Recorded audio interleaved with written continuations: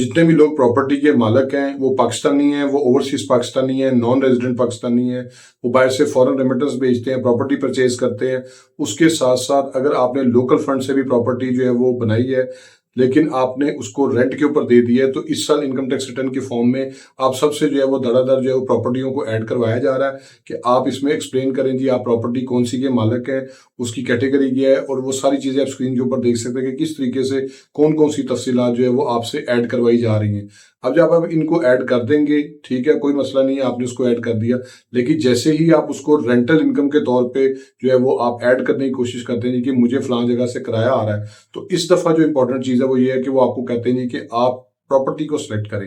कि आप किस प्रॉपर्टी का जो है वो रेंट ले रहे हैं। अब उसमें आपकी एक प्रॉपर्टी है, दो प्रॉपर्टीज है, आपको सारी प्रॉपर्टी जो है वो उसमें एंटर करनी पड़ेगी, क्योंकि मल्टीपल प्रॉपर्टीज है, 2 4 6 जितनी भी आपकी प्रॉपर्टीज है, उन सब में से जहां जहां से आपको रेंट रिसीव हो रहा है वो सारी की सारी जो है वो प्रॉपर्टी आपने जो है वो रेंटल इनकम के तौर पे शो करने के लिए आपने उसको प्रोसीड करना है। क्योंकि जैसे ही आप इसको प्रोसीड करेंगे तो उसकी जो कैटेगरी है, उसकी डिटेल जो है वो आपने कब ली, कौन सी प्रॉपर्टी है, कितना रकबा है, कहाँ पे सिचुएटेड है, शहर कौन सा है, सूबा कौन सा है, उसकी कैटेगरी क्या है, वो रेजिडेंशियल प्रॉपर्टी है, वो कमर्शियल प्रॉपर्टी है, वो ओपन प्रॉपर्टी प्लॉट है, या इसके अलावा कोई फार्म हाउस है, कुछ भी है, आपने उसकी तमाम तफसीलात जो है वो एंटर करनी। तो इसका डिसएडवांटेज ये है कि बहुत से लोग हैं जो रेंट के ऊपर रह रहे हैं। अब जब वो अपनी टैक्स रिटर्न फाइल करते हैं उसमें जो है वो पर्सनल एक्सपेंसेस के अंदर जो है वो रेंट का एक कॉलम होता है कि अगर कोई शख्स जो है वो किराया दे रहा है तो वो उसके बारे में डिक्लेरेशन दे सकता है। अब ज्यादातर जो लोग किराए पे रहते हैं वो अपना एक्सपेंस इसको शो करते हैं कि जी हम जो है वो फलां जगह पे जो है वो रेंटेड प्रॉपर्टी पे रह रहे हैं क्योंकि हमारी प्रॉपर्टी,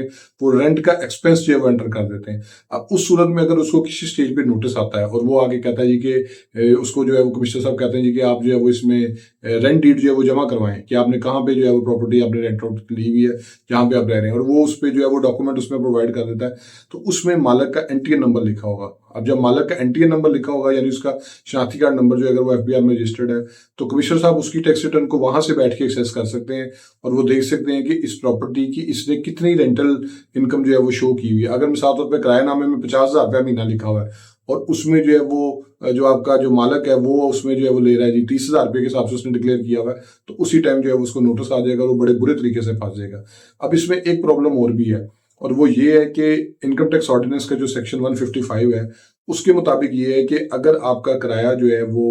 1.5 मिलियन से ऊपर है, यानी आप 15 लाख रुपए से ज्यादा जो है किराएदार रेंट दे रहा है एनुअली, यानी एक साल का रेंट जो है उसका 15 लाख से एक्सीड कर रहा है, या आप इसको आम जुबान में कह लें कि वो 1.25 लाख रुपए महीना से ज्यादा जो है वो रेंट पे कर रहा है, तो उस सूरत में अब एक बहुत बड़ी जो चीज है वो ये है कि उसकी कानूनी तौर पे ड्यूटी है कि वो 10% जो है वो एडवांस टैक्स जो है वो उसमें डिडक्ट करे और उसके बाद वो मालिक के नाम से उसको जमा करवाए और उसके बाद जो है वो ये सारी चीज़ें जो है वो प्रोसीड करेंगी, क्योंकि उसमें उसका जो रेंट है उसकी एक असेसमेंट हो जाती है कि उसकी रेंटल इनकम पे टैक्स कितना बनता है, क्योंकि रेंटल इनकम पे टैक्स को कैलकुलेट करने के लिए सबसे पहले आपने रेंटल इनकम का जायजा लेना होता है कि आपकी आमदनी कितनी बनती है। तो ये एक बड़ी डिफरेंट किस्म की क्लॉज थी जिसको उन्होंने इस साल जो है वो इनकॉर्पोरेट किया है। अब इनकॉर्पोरेट होने के साथ साथ जो कि मालिक अगर इसमें डिक्लेरेशन दे रहा है जी कि मैं जो है प्रॉपर्टी जो है मैंने किराए पे दी हुई है, तो सीधा सीधा आप उसको कहेंगे जी भाई आप अपना किरायानामा ले, क्योंकि कानूनी तौर पे अगर आप सालाना 3 लाख रुपए से ज्यादा रेंट जो है वो कलेक्ट कर रहे हैं तो आपने हर सूरत उस पर इनकम टैक्स भी देना है, क्योंकि जो किराए की आमदनी है वो आपकी सिर्फ सैलरी और बिजनेस इनकम नहीं है, इनकम फ्रॉम प्रॉपर्टी या किराए की आमदनी भी आपकी आमदनी है और वो भी एक डिफरेंट हेड के अंडर जो है वो एंटर होगी और उसके साथ जो है वो कैलकुलेट होगी कि आपने मिसाल तौर पे सैलरी भी आपकी है, कुछ छोटा मोटा आप सब बिजनेस भी कर रहे हैं, साथ आपको 2 4 जगहों से किराया भी आ रहा है, तो आपकी जो टोटल इनकम है फिर उसके ऊपर टैक्स कैलकुलेट होगा। हो सकता है आपका जो एनुअल रेंट है उसका इतना टैक्स ना बनता हो, आपकी सैलरी पे भी इतना टैक्स ना बनता हो, वो एग्जम्प्ट हो या 6 लाख से कम है या 6 लाख रुपए तक है, उससे थोड़ी ज्यादा भी है तो उस पर भी थोड़ा बहुत आपका टैक्स बन जाता है, लेकिन इसके साथ साथ आपको बिजनेस से भी कोई जो एक नॉर्मल आमदनी आ रही है, तो जब एफबीआर के इस सिस्टम के मुताबिक जब टैक्स की कैलकुलेशन होगी फिर उसके बाद जो है वो आपका जो है वो नॉर्मल टैक्स रजीम के अकॉर्डिंगली जो है वो एक टैक्स कैलकुलेट होगा और आपके ऊपर नॉर्मल बिजनेस स्लैब जो है वो अप्लाई करेंगी। अब ये सारी चीजें जो है वो इस तरीके से मेक श्योर इंश्योर की जा रही है कि आप किसी भी हवाले से जो है वो टैक्स की जो लायबिलिटी है